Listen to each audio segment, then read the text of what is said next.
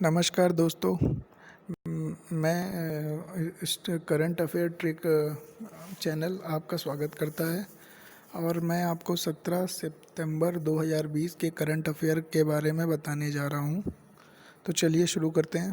पहला प्रश्न, स्कूल शिक्षा और साक्षरता विभाग द्वारा शुरू किया गया एकीकृत शिक्षक प्रशिक्षण कार्यक्रम का नाम क्या है? तो इसका कार्यक्रम का नाम है निष्ठा। तो यह क्या हुआ है, जैसे कोई टीचर होते हैं जो भी प्राइमरी या प्राइमरी जो भी प्राइमरी के टीचर होते हैं उनको प्रशिक्षण करने के लिए राष्ट्रीय साक्षरता मिशन के तहत ये निष्ठा कार्यक्रम लॉन्च किया गया। तो ये निष्ठा कार्यक्रम टीचरों को इनोवेशन मतलब नई नई अपडेट करने के लिए, नई नई चीज़ें सिखाने के लिए एक कार्यक्रम है, इसी का ही नाम निष्ठा है। तो चलिए आगे बढ़ते हैं। दूसरा प्रश्न, अनावश्यक वस्तु संशोधन विधेयक 2020 आवश्यक रूप से निम्नलिखित में से किस वस्तु को हटाने का प्रयास करता है? तो यहाँ पे अनाज एवं दालें हैं, उनको हटाने का प्रयास किया जा रहा है, क्योंकि किसानों द्वारा जो जो आय मतलब मिनिमम जो भी वो दालें पैदा करते हैं तो उसका मिनिमम प्राइस नहीं मिलता था, जिस कारण उनको फ़ायदा देने के लिए सरकार ने यह आवश्यक वस्तु विधेयक 2020 संशोधन किया है। तो चलिए आगे बढ़ते हैं, नेक्स्ट क्वेश्चन देखते हैं। अफ़गान सरकार और डैश के बीच ऐतिहासिक शांति वार्ता कतर में शुरू हुई। तो यहाँ पे अफ़गान सरकार और तालिबान सरकार में मात्र 1 घंटे में ही पूरी बहस कतर में शुरू हुई और 1 घंटे में ही आज 1994 से जो लड़ाई झगड़ा चल रहा था उसका फ़ैसला निकाला गया। तो यहाँ पे अब आपको अफ़गानिस्तान के बारे में बता देता हूँ। अफ़गानिस्तान की राजधानी काबुल है, राष्ट्रपति है अशरफ गनी अहमद जई, और जो अफ़गानिस्तान के उभरते हुए क्रिकेट खिलाड़ी हैं उनको भी याद करना चाहिए आपको, जिनका नाम है राशिद खान, जो कि मात्र 19 वर्ष की उम्र में ही कैप्टन बन गए थे किसी भी क्रिकेट टीम की। ये रिकॉर्ड उनके पास है। तालिबान आंदोलन, जिसे तालिबान मतलब एक कंट्री नहीं है, तालिबान एक आंदोलन है जो कि पूर्वी अफ़गानिस्तान में शुरू हुआ था। तो चलिए आगे बढ़ते हैं, नेक्स्ट क्वेश्चन देखते हैं। किस राज्य सरकार ने मुख्यमंत्री महिला कल्याण योजना को शुरू किया? तो देखिए, यहाँ गुजरात सरकार ने मुख्यमंत्री महिला कल्याण योजना को शुरू किया है और गुजरात की राजधानी है गांधीनगर, मुख्यमंत्री है विजय रूपाणी, गवर्नर है आचार्य देवव्रत और सबसे बड़ा शहर है यहाँ पे अहमदाबाद। और यहाँ की राजधानी क्या है? यहाँ की राजधानी है गांधीनगर, क्योंकि गांधी जी का जन्म गुजरात में हुआ था तो उन्हीं के नाम पे उनकी राजधानी का नाम मतलब उन्हीं के शहर की उनकी राज्य की राजधानी बन गई है। तो यहाँ देखते हैं कि मुख्यमंत्री महिला कल्याण के लिए गुजरात राज्य क्यों आगे आ रहा है, क्योंकि मोदी जी महिलाओं को आगे बढ़ने के लिए प्रेरित करते रहते हैं। कई चीज़ें हैं, मोदी जी भी गुजरात से हैं, आनंदीबेन पटेल को उन्होंने मुख्यमंत्री बनाया। तो यहाँ से ये आप याद कर सकते हैं, मुख्यमंत्री महिला का कल्याण योजना का शुभारंभ इन्होंने किया। आज 17 सितंबर है और हमारे मोदी जी का 70वां बर्थडे है और कुछ मतलब युवा भी हैं जो बेरोजगारी दिवस मना रहे हैं। किसने अटल बिहारी वाजपेयी हिंदी विश्वविद्यालय में एक नई इमारत का उद्घाटन वीडियो कॉन्फ्रेंसिंग के माध्यम से किया? तो देखिए, अटल बिहारी वाजपेयी जी का जन्म ग्वालियर में हुआ था और इनका जो पढ़ाई लिखाई हुई है, ग्रेजुएशन हुआ है कानपुर के डीएवी कॉलेज से हुआ है। और इस शिवराज सिंह चौहान ने इसका उद्घाटन किया है। भोपाल में एक हिंदी कॉलेज है, विश्वविद्यालय, इसकी एक बिल्डिंग का उद्घाटन किया है केवल। और कुछ और इसमें क्या है कि वाजपेयी जी को कविताओं का शौक़ था, तो इस कारण उनके नाम पे हिंदी विश्वविद्यालय खुला है।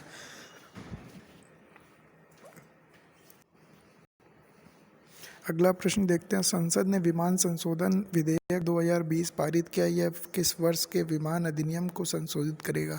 तो यह 1934 का जो विमान अधिनियम है अंग्रेजों के समय से, उसको संशोधित किया जाएगा।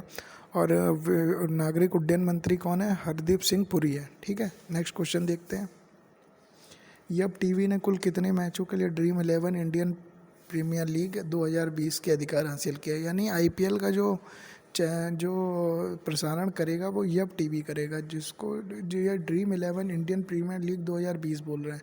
तो देखिए, यहाँ पे 60 सालों तक का अधिग्रहण ले लिया है। और जो यब टीवी के जो संस्थापक हैं, वो स्थापना जो हुई थी, इसकी स्थापना हुई थी 2006 में हुई थी और इसके सीईओ हैं उदय नंदन रेड्डी और संस्थापक भी यही उदय रेड्डी हैं। और इसके जो मुख्यालय हैं, इसका मुख्यालय है अमेरिका में, जॉर्जिया में। और ड्रीम 11 को देखते हैं। इसकी स्थापना 2008 में हुई थी। मुख्यालय इसका है मुंबई में। संस्थापक है हर्ष जैन, भावित सेठ, 2 लोग हैं। और जो ये ड्रीम 11 है, इसके जो ब्रांड एम्बेसडर है उनका नाम है महेंद्र सिंह धोनी। ठीक है, अगला सवाल देखते हैं। श्री विनय एम क्वात्रा ने रेमडेसिविर की 2000 शीशियाँ किस देश के विदेश मंत्री को सौंपी?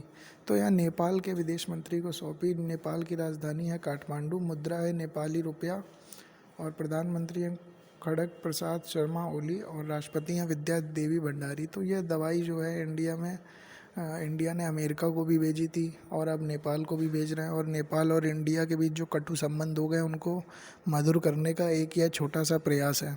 Next question.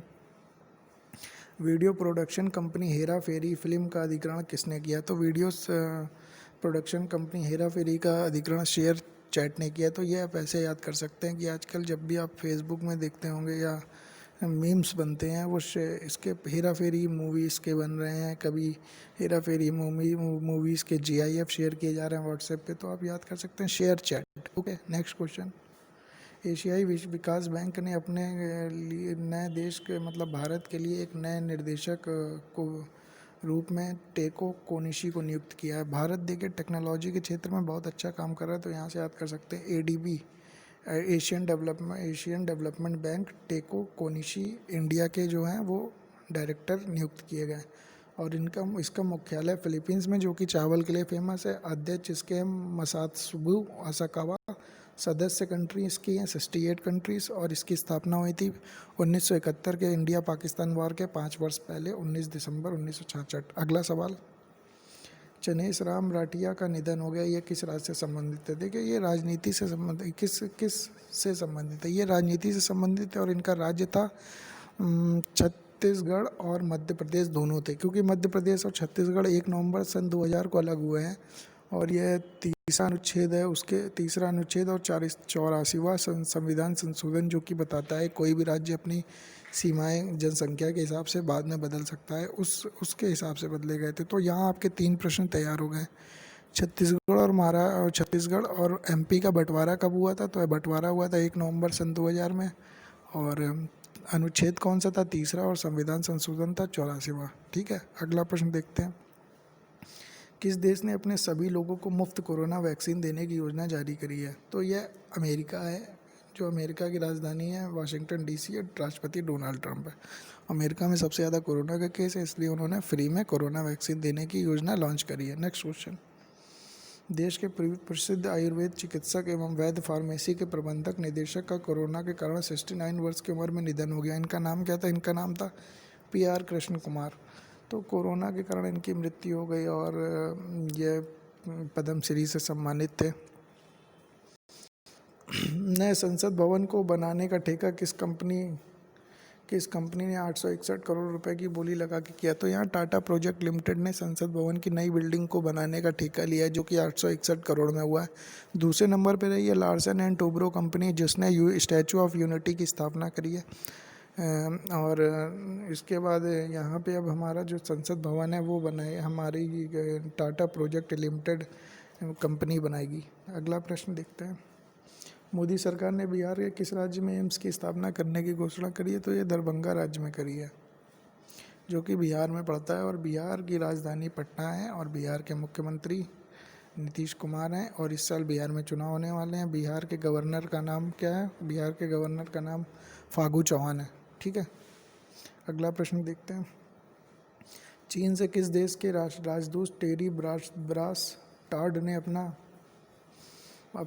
पद से इस्तीफा दे दिया? तो यहाँ पे अमेरिका के हैं। अमेरिका और चीन में कटु संबंध हो ही गए कोरोना के कारण, क्योंकि कोरोना की सबसे ज़्यादा मार अमेरिका झेल रहा है अभी फ़िलहाल। उसके बाद तो हमें लगता है कि भारत ही झेलेगा। अगला प्रश्न। कौन सा फुटबॉलर दुनिया का सबसे अमीर फुटबॉल खिलाड़ी बन गया? तो यहाँ पे ये आंसर है इसका लियोनेल मेसी, और ये अर्जेंटीना के खिलाड़ी हैं लियोनेल मेसी। और एक रोनाल्डो करके हैं, वो पुर्तगाल के खिलाड़ी हैं, ये भी आप याद कर लीजिएगा। नेक्स्ट प्रश्न। लोकसभा ने 1 वर्ष तक कितने प्रतिशत वेतन कटौती विधेयक को मंजूरी दी है? तो यहाँ 30% लोकसभा ने कटौती की मंजूरी दी है। अगला प्रश्न, पेटीएम फर्स्ट गेम्स ने किस खिलाड़ी को अपना ब्रांड एम्बेसडर नियुक्त किया? तो ये सचिन तेंदुलकर ने नियुक्त किया है। पेटीएम के संस्थापक है विजय शेखर शर्मा।